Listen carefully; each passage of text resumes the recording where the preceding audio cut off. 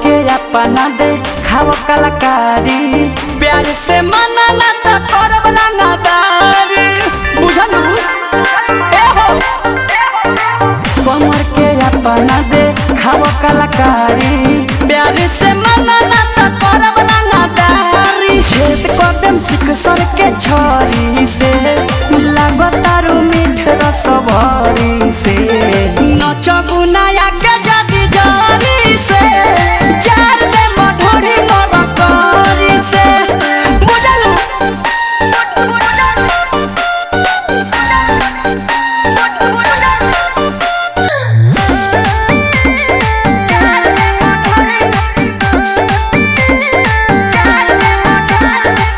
जाए ना देव जले होई ना भोर हो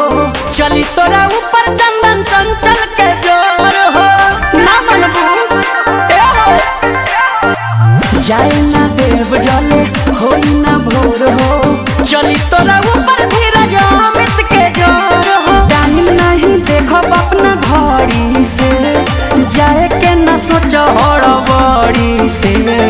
नचबू नया के जदी जानी से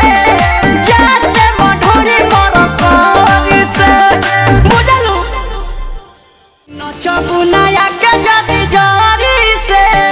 जार दे मडोरी मर करी से झलकता पानी हो गगरी से आ फेंकता रुलुती फूल झरी से।